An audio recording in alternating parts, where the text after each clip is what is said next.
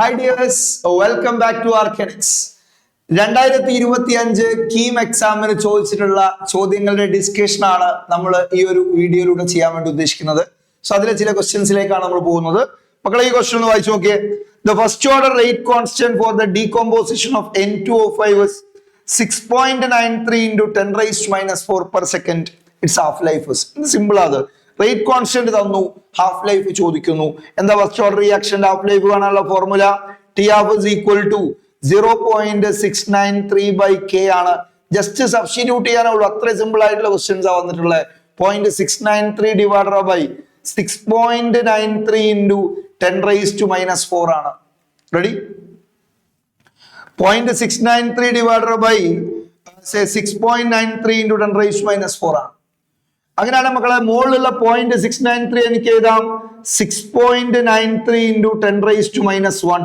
അപ്പൊ 6.93 കട്ട് ചെയ്യാം. 10 raised to minus 1 ഉം 10 raised minus 4 ഉം കട്ട് ചെയ്താൽ 10 raised minus 3 ആണ്. 10 raised minus 3 ന്യൂമറേറ്ററിലേക്ക് വന്നാൽ 10 raised to 3 ആണ്. 10 raised to 3 എന്ന് പറഞ്ഞാൽ 1000 ആണ്. സോ 1000 സെക്കൻഡ്സ് ആണ് ആൻസർ അല്ലെ, 1000 second. So option A is the right answer. Clear അല്ലേ? 1000 സെക്കൻഡ് ആണ് നമ്മുടെ ആൻസർ ആയിട്ട്. ക്ലിയർ ആണ്? Okay, yes. നെക്സ്റ്റ് ക്വസ്റ്റ്യൻ നോക്കൂ. The molar conductivity lambda m of acetic acid is 78.1 Siemens centimeter square mole inverse. Its degree of dissociation alpha കാണണം. lambda 0m of acetic acid is 390.5 Siemens centimeter square mole inverse. അതായത് degree of dissociation ആൽഫയാണ് കാണുന്നത്. And degree of dissociation alpha equal to lambda M by lambda 0m. Lambda M by lambda 0m or lambda infinity M. ഇവിടെ lambda എമ്മിന്റെ value 78.1 തന്നിട്ടുണ്ട്. Lambda 0m value 390.5 തന്നിട്ടുണ്ട്. ഇത്രേ ഉള്ളൂ. ഇനി ഇത് ഏകദേശം 80/400 ആണ്. 80/400 8/40 8/40 1/5 വരും. 5/8 40 1/5 0.2 വരും ആൻസർ. 0.20 അല്ലെ? 80/400 എത്ര? 80/400 പറഞ്ഞാൽ 0 0 പോയി 8/40 ആണ്. 8/4 2 2/10 0.2. ശരിക്കും പറഞ്ഞാൽ 390.5 എന്ന് പറഞ്ഞാൽ 78.1 into 5 ആണ്. നോക്ക്, 78.1 into 5 എത്ര വരാം? 78.1 into 5. 70 into 5 7 5 35 350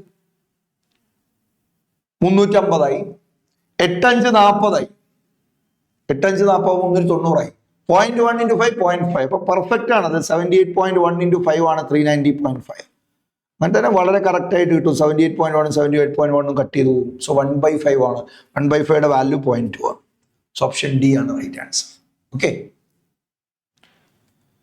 next question. The following cell reaction Zn plus copper 2 plus gives Zn2 plus Cu. Calculate E cell at 298 Kelvin if E0 cell is 1.1 volt.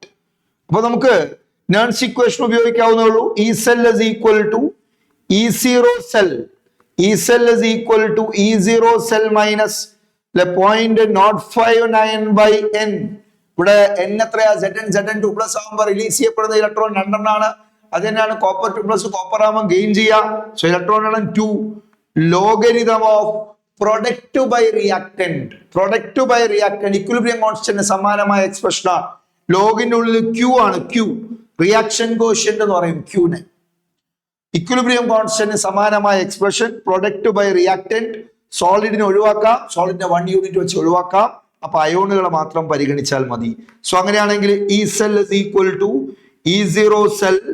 E0 cell minus 0.059 by 2 log concentration of Zn2 plus divided by concentration of copper 2 plus. ഇതാണ് വേണ്ടത്.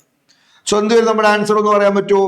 E cell is equal to E0 cell. എത്ര? E0 cell 1.1 minus 0.059 by 2 logarithm of Zn2 പ്ലസിന്റെ അളവ് 0.001. 0.001 എന്ന് പറഞ്ഞാൽ 10 raised to minus 3 divided by copper 2 പ്ലസിന്റെ അളവ് 0.1. 0.1 എന്ന് പറഞ്ഞാൽ 10 raised to minus 1.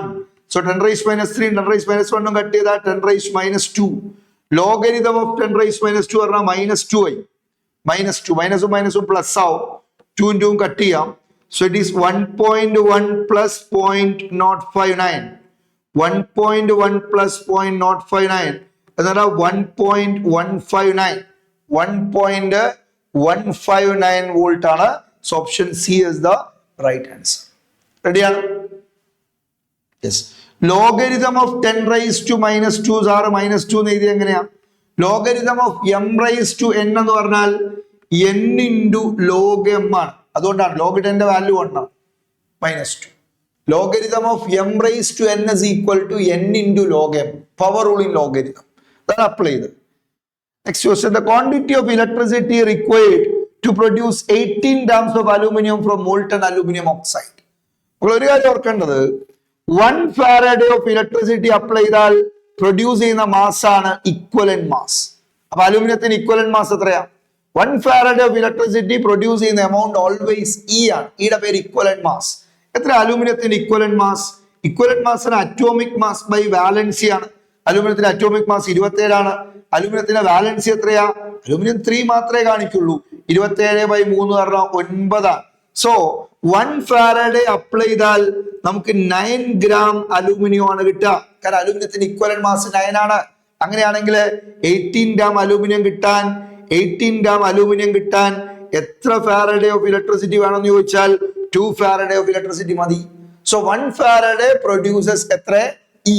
ഈയുടെ പേര് equivalent mass. 1 Faraday of electricity ഒരു സൊല്യൂഷനിലൂടെ അപ്ലൈ ചെയ്യുമ്പോൾ പ്രൊഡ്യൂസ് ചെയ്യപ്പെടുന്ന എമൗണ്ട് എത്രയെന്ന് ചോദിച്ചാൽ, ഇലക്ട്രോളിസിന്റെ ഭാഗമായിട്ട് ഇലക്ട്രോഡുകളിൽ ഫോം ചെയ്യപ്പെടുന്ന സബ്സ്റ്റൻസിന്റെ എമൗണ്ട് എത്രയെന്ന് ചോദിച്ചാൽ അത് ഇ ആണ്. ഈയുടെ പേരാണ് ഇക്വലന്റ് മാസ്. എലമെന്റിന്റെ ഇക്വലന്റ് മാസ് എങ്ങനെയാ കാണാ? Atomic mass divided by valency. Ready ആണല്ലോ? Okay, thank you all.